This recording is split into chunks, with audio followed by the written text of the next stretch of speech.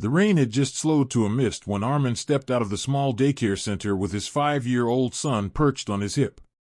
He had spent the entire week juggling long shifts at the repair shop and the unpredictable demands of parenting alone.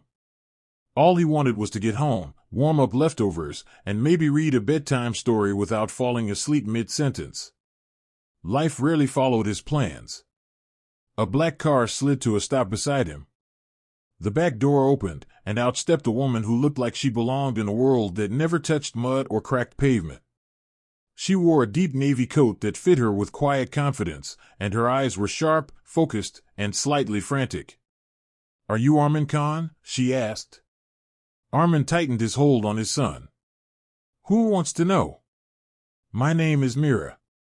Mira Salim. I run Solaris Group." Armin blinked. He had seen her face in the news. She was the youngest CEO in the region, famous for her ability to turn failing divisions into something valuable again. Armin wondered why someone like her would know his name. Mira drew in a breath. "I need a favor. A strange favor. My parents are arriving this weekend and they expect to meet the person I am dating. My cousin saw you at the charity event last month and assumed we were together. My mother already believes it. I have no idea how this misunderstanding started, but it has grown into a storm I can no longer calm." Armin stared at her, stunned. Then she said the words that would reroute the rest of his weekend, his month, and perhaps his life. "I need a boyfriend to meet my parents this weekend." She took a step closer, almost pleading. "You are a single father. You seem stable, reliable. I know this sounds ridiculous, but would you help me? Just for 2 days." Armin could only whisper, "I am the choice you want, right?" Mira nodded. He should have refused. A man like him had no business stepping into a charade for a powerful business leader. Yet the quiet honesty in her eyes made his chest tighten. His son tugged at his sleeve and whispered, "Baba, she looks sad." That was the truth of it. For all her polished calm, Mira looked exhausted, the kind of tired that had nothing to do with sleep. Armin found himself saying, "All right. I will help." The next morning, Armin arrived at her penthouse with his son skipping beside him. He expected cold marble floors and silent halls, but the place felt lived in. Books lay open on tables. A paint set rested on the counter. The faint smell of jasmine tea drifted in the air. Mira appeared from the kitchen and gave them a small, grateful smile. She crouched to greet the boy first. No stiffness. No forced cheer. Just warmth that surprised Armin. As they prepared to meet her parents, Armin felt uneasy. Pretending to be someone's partner was one thing.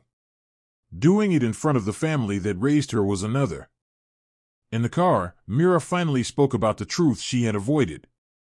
Her parents were old-fashioned and deeply involved in her life. After her previous relationship ended roughly, they hovered more than ever. She had not wanted to disappoint them again, so she let the harmless misunderstanding continue. Now it had become a promise she could not escape without causing worry and judgment. "And you?" she asked gently. "What about your son's mother?" Armin looked out the window. He rarely spoke about her. She left when he was 1. Said she wanted something brighter than this life. I stopped asking her to stay. Mira nodded, not with pity, but with respect. When they reached the family home, a warm rush of voices greeted them. Myra's mother folded Armin into a hug before he could protest. Her father lifted the boy into the air with a laugh that filled the courtyard. Armin had expected suspicion and scrutiny. Instead, he found kindness. They ate together, played with the boy, and asked about Armin's work with genuine interest. Mira watched the scene with relief softening her features. Later that night, when the boy had fallen asleep on a sofa, Myra's mother whispered to Armin, "She smiles more today than she has in years." "Thank you." He did not know how to respond. It was supposed to be a simple favor. Yet he felt the atmosphere settle into something comfortable, something that did not feel false at all. The next day, as they prepared to leave, Mira walked with A. Her parents waved from the porch, delighted and unsuspecting. This has gone farther than I intended, Mira said softly. I thought it would be a quick arrangement.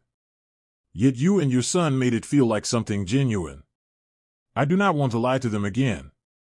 Armin felt an ache form in his chest. He understood. The act had gone on long enough. Then she looked at him with steady eyes. What if we did not treat it like an act anymore? Armin froze. Mira stepped closer. I do not want you to play the part. I want to know if we can try something real. No pressure. No rush. Just the possibility of something honest for both of us. Armin glanced at his son, who slept peacefully in the back seat. Then he looked at Mira, whose expression carried both hope and fear. This started as a favor, he said quietly. But it never felt like one. Her smile rose slow and warm. The rain began again, soft against the ground, and for the first time in years, Armin felt a new beginning take shape.